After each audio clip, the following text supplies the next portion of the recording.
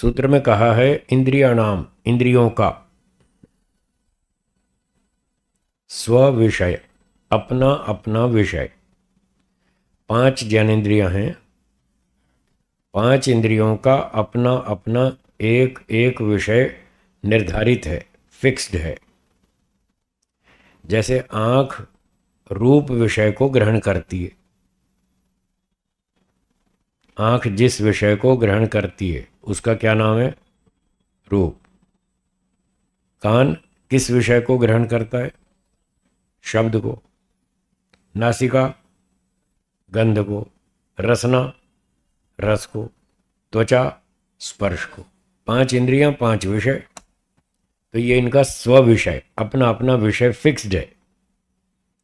एक इंद्रिय अपने ही विषय को ग्रहण करेगी, दूसरे को नहीं, ना तो 2 को और ना दूसरे विषय को। एक ही विषय को, फिक्स विषय को ही इंद्रिय ग्रहण करती है। तो दिन भर जो हम व्यवहार करते रहते हैं, इंद्रियों से काम लेते रहते हैं, आंख से देखते रहते हैं, कान से सुनते रहते हैं, सारी इंद्रियों से अपना सारा दिन काम लेते रहते हैं। ये तो है व्यवहार की बात, व्यवहार काल। अब जब यहाँ ध्यान उपासना करनी है तो इंद्रियों के काम हमको बंद करने। जब ईश्वर का ध्यान करना है तो आंख खोल के बाहर नहीं देखना, ये कौवा आ रहा है, कबूतर आ रही है, यह कबूतर आ रहा है, ये ट्रक आ रहा है, ये बस आ रही है, ये कार आ रही है, कुछ नहीं देखना। आंख बंद करो, इंद्रियों का काम बंद। तो स्व विषय असंप्रयोगे। संप्रयोग का अर्थ है संबंध, और असंप्रयोग उल्टा कर दिया, संबंध कट करना है। इंद्रियों का अपने अपने विषयों के साथ संबंध कट करना है, संबंध तोड़ देना है, इंद्रियों का काम बंद करना है। आंख से देखना नहीं, कान से सुनना नहीं, नासिका से सूंघना नहीं। कोई पड़ोस में छौंक लगाता हो, वघार करता हो हींग जीरे का, और आपको खुशबू आ जाए कि बढ़िया बढ़िया छौंक लग रहा है, आज तो बढ़िया दाल बनेगी उसको बंद रखना है, उस समय नहीं सूंघना। वो कर रहा है, करने दो, उस पर ध्यान नहीं देना। तो ना देखना, ना सुनना, ना सूंघना, सभी इंद्रियों के काम बंद करना। ये है स्व विषय असंप्रयोगे, अपने अपने विषयों के साथ कनेक्शन कट करना। और चित्त स्वरूप अनुकार इव, और चित्त के स्वरूप का अनुकरण करना, चित्त को फॉलो करना। क्या फॉलो करना? चित्त की एक विशेषता है। जैसे व्यास भाष्य में यहाँ एक उदाहरण दिया है प्रत्याहार को समझाने के लिए। व्यास जी ने लिखा है कि जैसे मधुमक्खियां होती है ना, मधुमक्खियां शहद बनाने वाली, देखिए छोटी मक्खी भी होती है, थोड़ी बड़े साइज की भी होती है, बड़ी मक्खी भी होती है। तो ये जो मक्खियां होती हैं शहद बनाती हैं, इनमें इनका एक नेता होता है, एक लीडर होता है, जिसको हिंदी में रानी मक्खी कहते हैं। वो उनका लीडर होता है।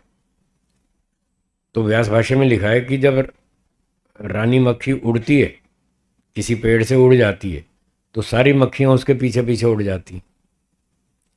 फिर वो रानी मक्खी जहाँ दूसरी जगह जाके बैठती है, तो बाकी मक्खियां भी पीछे पीछे जाके उसके पीछे वो भी वहाँ बैठ जाती हैं। ये सारी मक्खियां रानी मक्खी को फॉलो करती हैं। ये उदाहरण है। आप में से शायद किसी ने देखा भी हो, देखा है, मक्खियों वाला देखा है ना। तो वो कह रहे हैं कि जो मन है वो है रानी मक्खी, और बाकी इंद्रियां जो हैं वो हैं बाकी मक्खियां। जैसे रानी मक्खी उड़ती है तो सारी मक्खियां पीछे फॉलो करती हैं, रानी मक्खी जहां जाके बैठती है सारी मक्खियां बैठ जाती हैं। तो मन रानी मक्खी के समान है। मन यदि चल पड़ा तो सारी इंद्रियां उसके पीछे पीछे चल पड़ेंगी, और मन रुक गया तो सारी इंद्रियां रुक जाएंगी। ऐसे मन को फॉलो करती हैं। यह है चित्त स्वरूप अनुकार इव, इस शब्द का अर्थ। वे सारी इंद्रियां चित्त के स्वरूप का अनुकरण जैसा करती हैं, उसको फॉलो करती हैं। तो जब इंद्रियां मन को फॉलो करती हैं तो अब करना क्या है? स्व विषय असंप्रयोगे, अपने अपने विषयों से कनेक्शन कट करना है। तो ये कैसे कट होगा? मन को रोक लो, इंद्रियां रुक जाएंगी। क्योंकि ये मन के पीछे चलती हैं।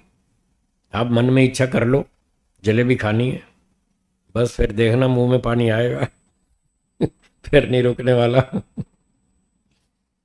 अब पड़ोस में किसी ने छौंक लगाया सब्जी में, दाल में, वघार किया, उसकी खुशबू आ गई, तो आपने मन में इच्छा कर ली, आज क्या बढ़िया दाल सब्जी बन रही है, बढ़िया चीज़ बन रही है। बस मन में इच्छा कर ली तो फिर आप नासिका को नहीं रोक पाएंगे, फिर नासिका भी सूंघेगी। मन में इच्छा कर ली तो इंद्रिय भी चलेगी। और अगर आपने मन में स्टॉप कर दिया, मुझे नहीं सूंघना है, जो हो रहा है होने दो, मुझे उससे कोई मतलब नहीं, मुझे इस समय ईश्वर का ध्यान करना है, इस समय और कुछ नहीं करना, बस ईश्वर का ध्यान करना है। जब आप ऐसे मन को रोक लेंगे, सूंघने की इच्छा को रोक लेंगे, तो इंद्रिय काम नहीं करेगी, नहीं सूंघेगी। कान से आप बाहर के शब्दों को सुनने की इच्छा करेंगे तो आपका कान बाहर के शब्दों को सुनेगा। और आप मन में इच्छा रोक लेंगे, मुझे नहीं सुनना है, बाहर की ध्वनियों को नहीं सुनना, तो कान नहीं सुनेगा। ये अभ्यास करने से होगा। जैसे मैंने सुबह उदाहरण दिया था घड़ी वाले का, घड़ी साज जो घड़ी ठीक करता रहता है, वो बैंड बाजे बजते रहते हैं, शोर शराबा होता रहता है, उसको कुछ पता ही नहीं, क्योंकि उसने इच्छा ही नहीं की सुनने की क्या हो रहा है, कौन मोटर गाड़ी आई, किसने हॉर्न बजाया, क्या किया, उसको वो सुनने की इच्छा ही नहीं करता, तो कान भी उस तरफ नहीं जाता। इसको प्रत्याहार कहते हैं। वो व्यवहार काल का प्रत्याहार है। व्यवहार काल में भी हम ऐसा कर सकते हैं, और जब ध्यान में बैठते हैं तब भी हम प्रत्याहार करते हैं, तब आंखें भी बंद कर लेते हैं। वहाँ घड़ी वाला एक चीज़ में अपने मन को टिका के बैठा है, घड़ी में, तो बाहर के विषय उसको परेशान नहीं करते, बाहर के विषयों को वो नहीं ग्रहण करता, छोड़ देता है, और अपना पूरा ध्यान उसी में लगाता है। अब यहाँ क्या करना है, इसको भी बंद करना, घड़ी को भी नहीं देखना, आंख बंद करनी है, अंदर मन में ईश्वर को देखना है, बाकी जगह से मन को हटा लेना है। मन का काम ऐसा ही है, वो एक समय में एक ही काम करता है, 2 3 4 इकट्ठे नहीं करता। ये मन का लक्षण न्याय दर्शन में लिखा है, युगपद ज्ञानानुत्पत्तिर मनसो लिंगम। मन एक ऐसा पुर्जा है, अंतःकरण है, जो एक समय में एक ही ज्ञान उत्पन्न करता है, 2 3 4 नहीं करता। तो यदि मन को हमने सांसारिक विषयों में भेज दिया, अर्थात मन में इच्छा कर ली कि मुझे देखना है, सुनना है, सूंघना है, फिर इंद्रिय नहीं रुकने वाली, क्योंकि वो तो मन को फॉलो करती है। और अगर मन में ही इच्छा रोक ली, नहीं देखना है, नहीं सुनना है, नहीं सूंघना है, नहीं खाना है, मन में संकल्प कर लीजिए, इंद्रियां अपने आप कंट्रोल में आ जाएंगी, वो रुक जाएंगी फटाफट। ये है प्रत्याहार। अब आप बाजार में जा रहे हैं और सामने हलवाई की दुकान आ गई और गर्मा गर्म जलेबी बन रही है, और वो भी देसी घी में तो अपने आप को रोकना कठिन पड़ेगा, हाँ या ना, कठिन पड़ेगा ना। और जिसको पानी पूरी खाने का शौक है और वो बाजार में जा रहा था और सामने पानी पूरी दिख जाए तो फिर रुकना मुश्किल है। परंतु प्रत्याहार का जो व्यक्ति अभ्यास करता है वो सब कर लेता है। उसके सामने खीर हो, पूरी हो, हलवा हो, मिठाई हो, कुछ भी हो, उसने अभ्यास किया, वो मन में एक संकल्प करता है, नहीं खाना, खत्म। मन में संकल्प कर दिया नहीं खाना, तो इंद्रिय उत्तेजित नहीं होगी, वो शांत हो जाएगी। बस यही प्रत्याहार है। एक देहरादून की घटना सुनाऊं, पुरानी घटना है बहुत। हम देहरादून में तपोवन आश्रम में रहते थे और वहाँ 2 महीना, मई जून के महीने में शिविर लगाते थे, लंबे लंबे, तब 2 महीने के शिविर लगाते थे, हाँ लंबे लंबे, बड़े गुरु जी, उनके साथ हम भी जाते थे, हम पढ़ते भी थे और पढ़ाते भी थे शिविर में, तो गुरु जी के साथ वहाँ जाते थे 2 महीना। मई जून में छुट्टियाँ होती हैं स्कूलों की, तो लोग फुर्सत में होते हैं, वो लोग घूमने फिरने हरिद्वार देहरादून आते रहते हैं, तो कुछ लोग वहाँ आते थे, हम वहाँ शिविर लगाते थे, तो खूब लंबे लंबे शिविर चलते थे। और हम वहाँ अपना पाठ भी पढ़ते थे। दोपहर में भोजन करके विश्राम करके 2-2:30 बजे एक हमारी कुटिया के सामने दूसरी कुटिया थी, वहाँ एक सन्यासी रहते थे। वो थोड़े अच्छे धनवान सन्यासी थे और खाने पीने में रुचि रखते थे और वो रोज़ बढ़िया बढ़िया खीर बनाते थे। उनके पास रसोई थी, गैस चूल्हा भी था, और 1 घंटा 1.5 घंटा खूब खीर को रगड़ते थे, मलाई जैसी रबड़ी जैसी बढ़िया खीर बनाते थे। और हम उसी समय 2-2:30 बजे उनके पास जाते थे थोड़ा सत्संग चर्चा करने। तो वो रोज़ बढ़िया बढ़िया खीर बनाए और पिस्ते विस्ते और काजू वाजू डाल के, और फिर हमसे कहे लो ब्रह्मचारी जी खीर खाओ। 2:30 बजे 3 बजे हमको वो कहते खीर खाओ। हम कहते थे स्वामी जी हम खीर नहीं खाएंगे। क्यों नहीं खाएंगे? इतनी अच्छी खीर बनाई है मैंने, 1.5 घंटे से इसको रगड़ रहा हूँ, इतनी अच्छी मलाईदार रबड़ीदार बढ़िया खीर बनाई और आप लोग खाते नहीं। हमने कहा स्वामी जी हम नहीं खाते। क्यों नहीं खाते? हमने कहा स्वामी जी हम या तो लंच में खाते हैं या डिनर में खाते हैं, बीच बीच में नहीं खाते, हमारा नियम है, हमारा संकल्प है, हम नहीं खाते। अभी 4 बजे तो हमको दंड बैठक मारना है, शाम को व्यायाम करना है। अभी तो हम 3 बजे खाएंगे तो 4 बजे व्यायाम कैसे करेंगे? और हम खाने का हमारा समय निश्चित है, या तो 12 बजे खाएंगे दोपहर में या शाम को 7 बजे खाएंगे, बीच में बार बार हम नहीं खाते, हमारा नियम ऐसा है। तो वो हर रोज़ खीर बनाते और हम एक दिन भी नहीं खाते तो उनको बड़ा आश्चर्य होता था। कहते थे भाई आप लोग बड़े पक्के ब्रह्मचारी हैं, मैं इतनी बढ़िया खीर बनाता हूँ और आप खाते नहीं। तो ये है प्रत्याहार। संकल्प कर लो तो सब कुछ होता है, और संकल्प ढीला है तो फिर कुछ नहीं होता, फिर इंद्रियां फिर भागेंगी विषयों की ओर। तो समय पर खाएं, उचित मात्रा में खाएं, नाप तोल करके खाएं, प्रतिकूल भोजन ना खाएं, जो अनुकूल पड़े वो खाएं। इस तरह से व्यक्ति का स्वास्थ्य अच्छा रहता है, हेल्थ अच्छी रहती है, बीमार नहीं होता, उसकी आयु बढ़ती है, आदि आदि बहुत सारे लाभ होते हैं। और इसमें यह प्रत्याहार का लाभ भी हो जाता है, मन के ऊपर इंद्रियों के ऊपर संयम भी हो जाता है। तो ऐसे गुरुजी ने बहुत सारे प्रयोग सिखाए। तो ये गुरुजी ने सिखाया कि संकल्प करो, हर समय नहीं खाना है, ठीक समय पर खाना है, जो भोजन का समय है तभी खाना है, सारे दिन नहीं खाना। तो हमने सीख लिया। फिर सिखाया कि कभी कभी कुछ चीज़ें खाना छोड़ दो। 1 महीना मिठाई नहीं खाएंगे, चीनी नहीं खाएंगे, चीनी से बनी कोई मिठाई नहीं खाएंगे, 1 महीने तक संकल्प करो और तपस्या करो, और देखो आपका मन कंट्रोल में रहता है या नहीं रहता है, इंद्रियों पर कंट्रोल होता है या नहीं होता है। ऐसे ऐसे बहुत सारे प्रयोग करवाए गुरुजी ने। तो कभी घी बंद कर दिया, 1 महीने तक घी नहीं खाएंगे, और अपना परीक्षण करेंगे कि कैसा लगता है। घी खाए बिना परेशानी तो नहीं है।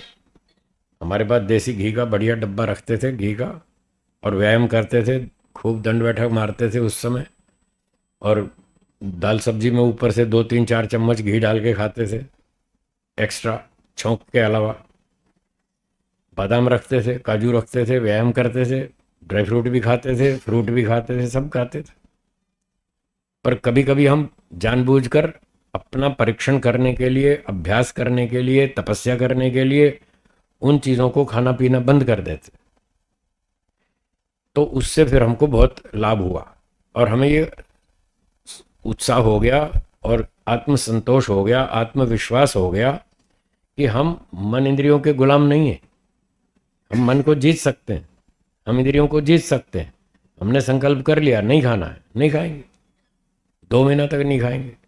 एक बार 2 महीना मिठाई का संकल्प ले लिया कि 2 महीने तक चीनी और चीनी से बनी कोई मिठाई नहीं खाएंगे, नहीं खाई। अपना परीक्षण किया, कैसा लगा? बहुत अच्छा रहा, कोई कष्ट नहीं, कोई तकलीफ नहीं, बहुत बढ़िया रहा। तो उससे बहुत अच्छा उत्साह बढ़ा। फिर 1 महीना और बढ़ा दिया उसको, 3 महीना कर दिया, मिठाई कैंसिल, 3 महीना। वो तीसरा महीना भी पार हो गया, फिर और उत्साह बढ़ा। फिर हमने कहा 4 महीना, 5 महीना, 6 महीना, 8 महीने तक चीनी और चीनी से बनी कोई मिठाई नहीं खाई। तो बहुत उत्साह बढ़ा।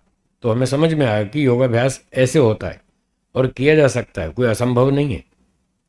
तो ये महर्षि पतंजलि जी ने प्रत्याहार की बात बताई।